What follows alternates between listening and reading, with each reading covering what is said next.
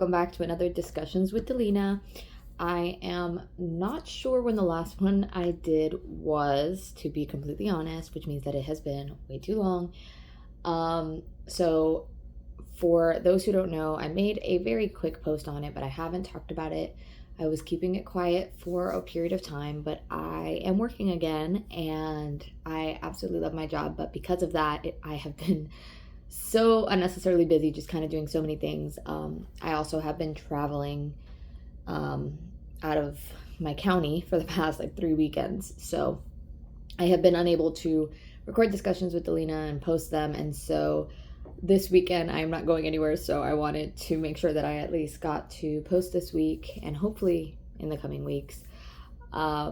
But yeah, I am working for a tutoring company called Easy as Pie Learning, which is located in Broward. And it is such a blessing that God has put into my life. It came at the exact moment that I needed it. And I guess I'll share like a little testimony about it just because I haven't really talked about it at all. So basically, one of those days, hard days, and I kind of just prayed to God and I was like, Lord, just give me hope in this specific area of my life. And God tends to speak to me through my dreams. So that night I went to bed and I had a very, very vivid dream of kind of being like a virtual, like on a Zoom call and being an assistant to my high school math teacher. Spoiler, she's the one that owns the tutoring company. And we have been super, super close over the past 10 years. But I had that dream that I was like her assistant. And I was like, God, what are you trying to say? So I texted her and she had told me that she was literally just thinking about me a couple days prior, that she was just talking about hiring an assistant and this whole thing. And it was just literally God aligning every step, like to make it perfect. And I could not be more grateful. I think that it was the biggest blessing. And there's a lot of things going on in the next like year or so with my husband and I that I'm not going to get into, but in a good way, lots and lots of blessings that are kind of just aligning. And so because of that, this job came at like the perfect time.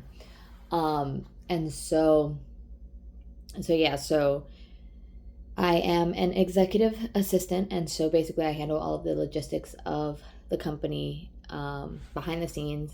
So helping with like the social media and the scheduling and hiring and stuff like that. So it's basically what I've been looking for 2 years that God just kind of like laid in front of me. And in that, it helped remind me that our timing really is not God's timing. Because I have been, for those who don't know, obviously I did quit my previous job because of some physical issues last year in April.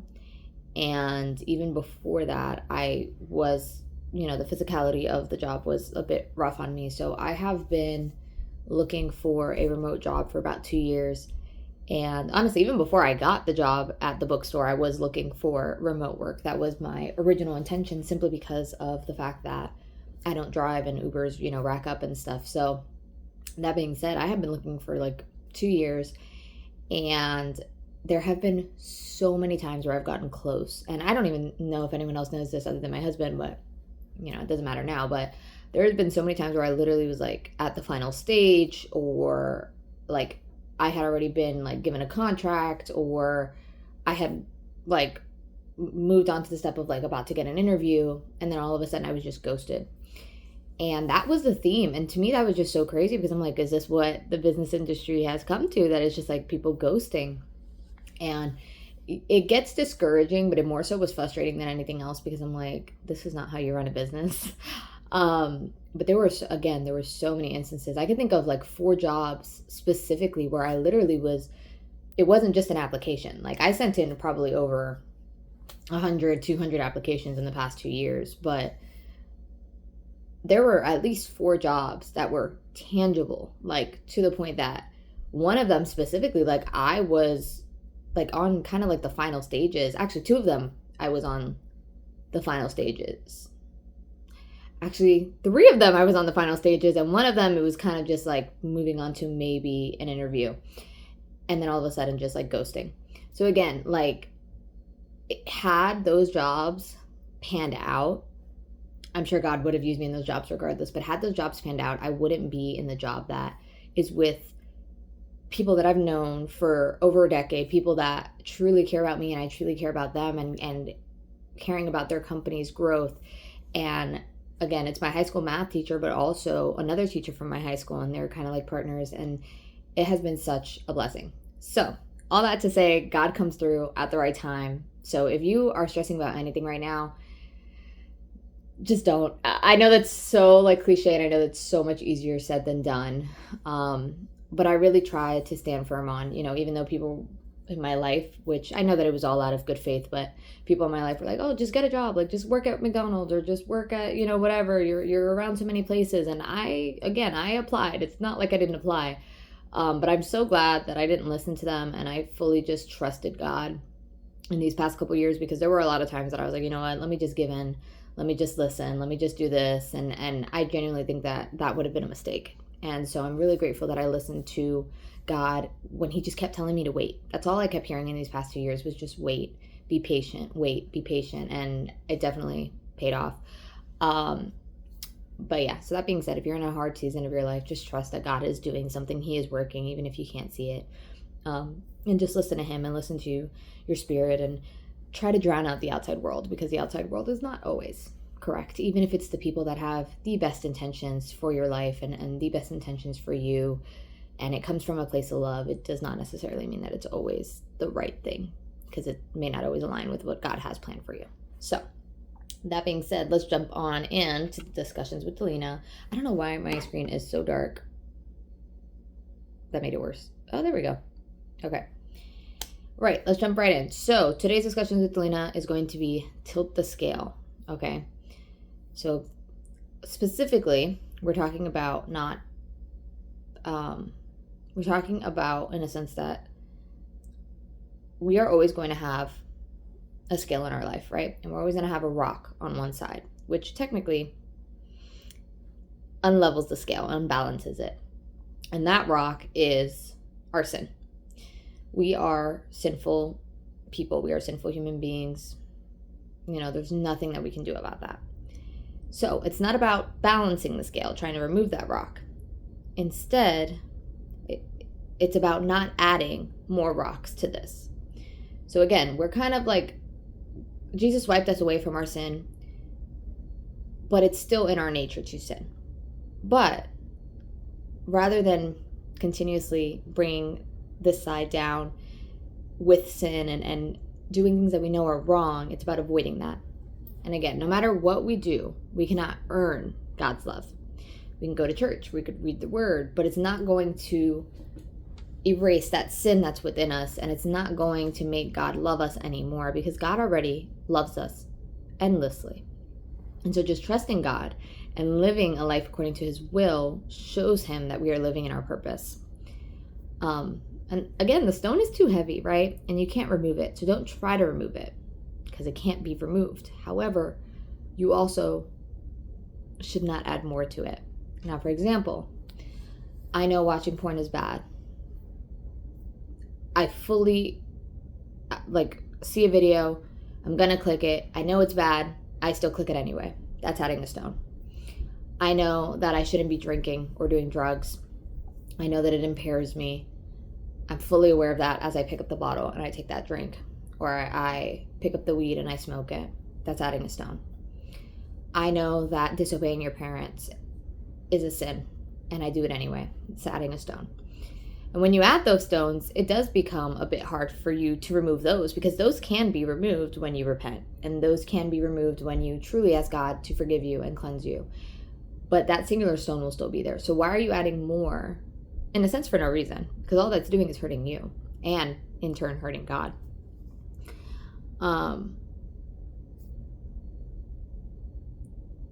You're not earning love. You're responding to it. Responding to the love that God has for you, because again, God loves you anyway. So you choosing not to add the stone is not like, oh, well, God, if I don't sin today, then maybe you'll love me. Like, it's not that. It's, God, you loved me so much, and you continuously love me so much that I'm going to choose not to commit this act of sin as a way of saying thank you, as a way of being one with you. And when you change that perspective shift and you realize that everything that you're doing is not to get God to love you or to bless you, but instead to truly just be one with him and to thank him for all the things that he's done, it changes that mindset and it makes it a little bit easier, I feel like, personally. We should ask for God's repentance, for God to change who we are, to be better for him. If we turn away from the sin in our lives, God's right there. Like, the enemy's going to try, but guess what? God is still there. He's not going to leave just because the enemy is fighting extra hard. Again, the enemy wouldn't fight for something that doesn't have any worth. He wouldn't fight for something that he wouldn't fight to destroy something if he's not afraid of being destroyed by that something. We get fixated on the destination and not the change that's meant to happen. And that's something that I am extremely guilty of. Like, there are so many times in my life where I get so fixated on, well, I just want to have this already. I just want to, be in a house. I want to have a car. I want to have kids. I want to have a well-paying job, right?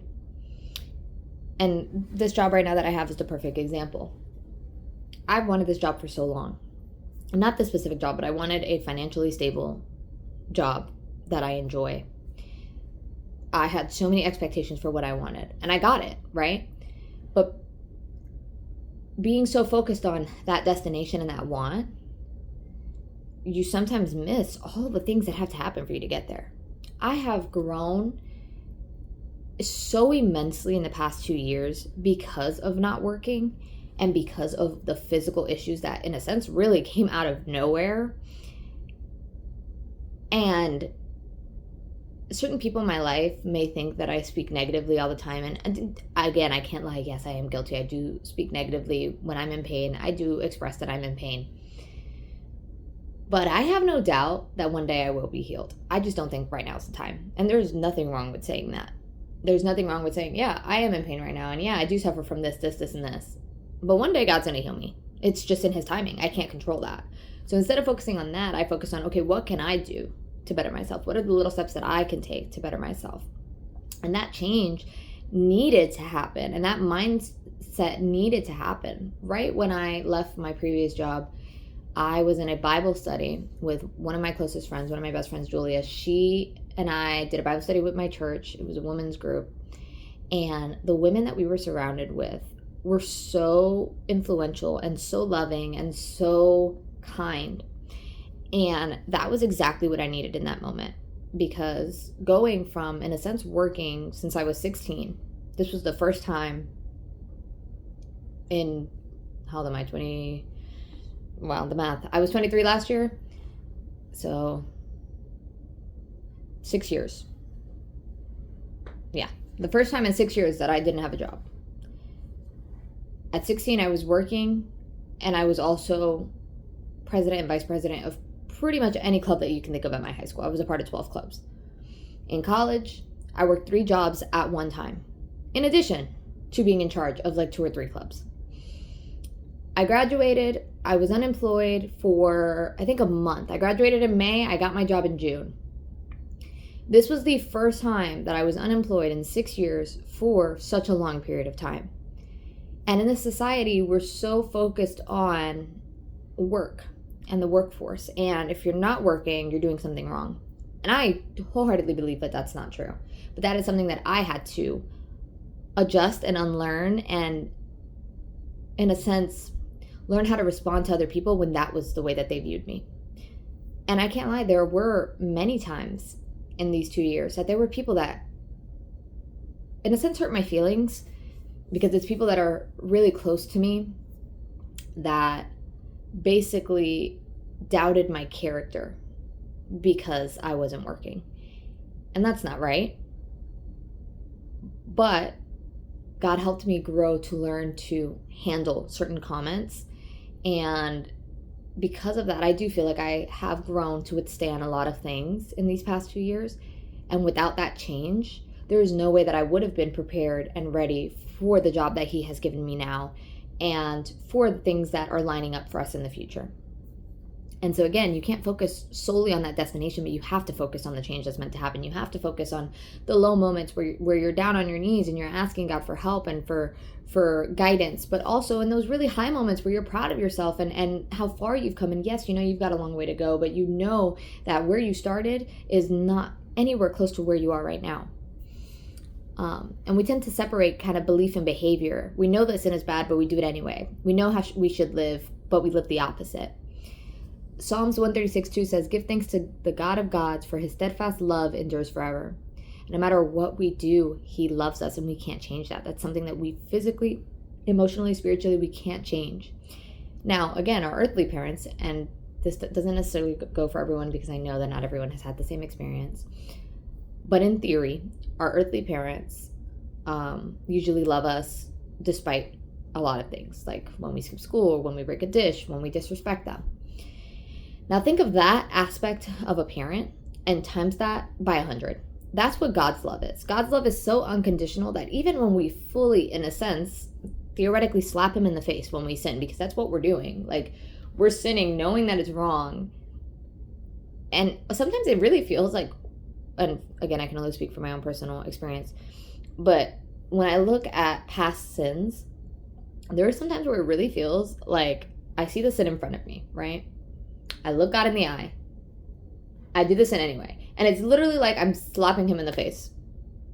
I know that that's crazy to say, but that's literally what it is. It's literally a slap in the face. It's a stab in the back, because you know that it's wrong. You know you're not supposed to be doing it. You look dead at him and you're like, I'm going to do it anyway.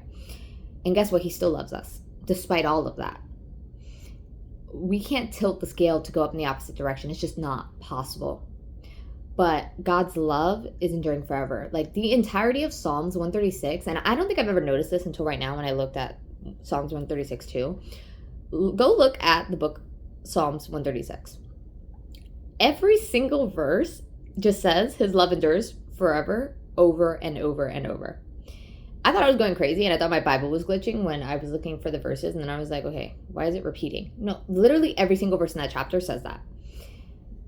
Deuteronomy, this is the last verse I'm going to leave off on, and this is just something I want you to take with you and meditate on. Deuteronomy 30:16 says, "If you obey the commandments of the Lord your God that I command you today, by loving the Lord your God, by walking in his ways, and by keeping his commandments and his statutes and his rules, then you shall live and multiply, and the Lord your God will bless you in the land that you are entering to take possession of it." God's got you. Don't worry about it. Focus on living your life according to his will. Not trying to earn his love, but instead thanking him for it. I hope that you all have a blessed Sunday and an even better week.